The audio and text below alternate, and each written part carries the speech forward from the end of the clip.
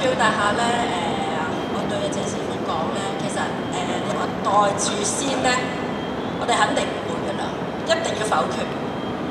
係咪其實有一個憲制責任咧？佢一定要做嘢政改咧？即係你就算否決咗佢之後，佢都要做㗎嘛呢樣嘢，等於話去到23條都要有憲制責任，香港政府要做㗎嘛，係咪？即係呢一樣我理解啊，我唔知有冇理解錯啦。第二咧就我想回應下阿梁金大師係嘛？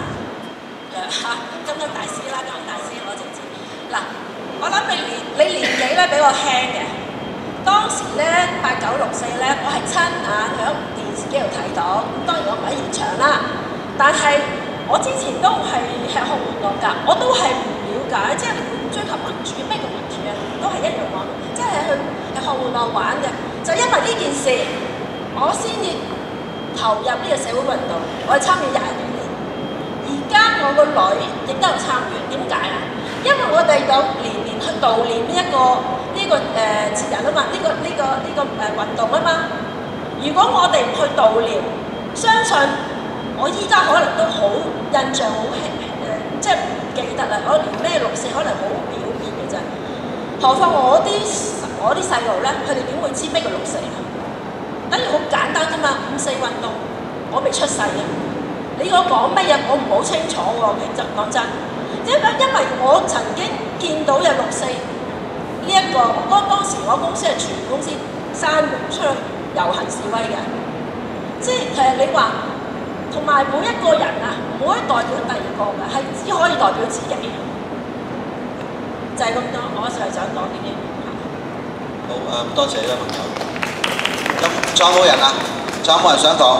嗱，因為時間真係已經過晒啦。咁其實我哋遲開始都遲咗一路到而家先完啦。咁我諗其實我想講少少嘢啦，就其實好似謝志峰頭先啱啱講，我諗無論大家個睇法或者態度係點，我好強嘅感覺。其實我喺過往嗰3個月裏邊，即係做過4、5次呢類咁嘅論壇，即係除咗呢度之外，第啲地方有做過。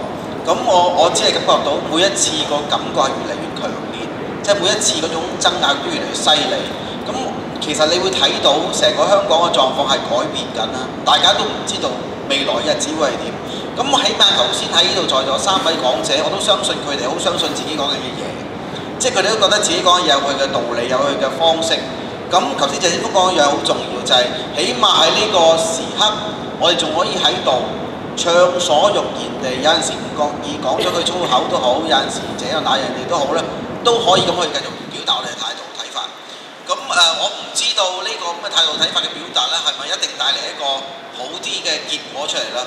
咁但係我諗最重要一樣嘢就係我哋能夠做嘅，或者學生會能夠做嘅，就盡量提供個平台俾大家去聽多啲唔同人嘅意見，唔同人嘅一種所謂嘅觀點。而最後究竟你自己喺呢事上邊，你喺香港呢個社會裏邊，你會點選擇呢？我覺得去到最後一定要你自己面對翻。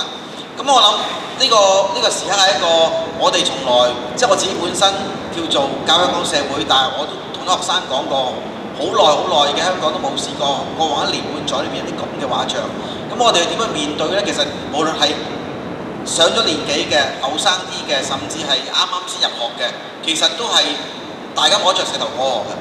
咁無論點都好，我哋盡我嘅能力作出一種了解，聽人哋講乜，自己翻去會唔會諗下，修正自己嘅睇法，定係加強自己嘅睇法？呢個就係我哋要面對嘅狀況啦。咁好多謝學生會安排呢個咁嘅機會咧。雖然個論壇係叫64論壇，但好明顯我哋今日嘅嘢唔一定係圍繞住64，但係因為冇辦法啦，今日嘅香港去到呢個 moment 亦都好難會係咁。咁但係點都好，多謝大家坐喺度。我再講一次，冇嚟嘅人咧係一種損失嚟嘅。但係佢冇嚟嘅原因就可能因為人錄影，所以諗住唔使嚟。呢個就係科技進步嘅結果。Anyway，將個時間交翻俾學生會嘅外務副會長先。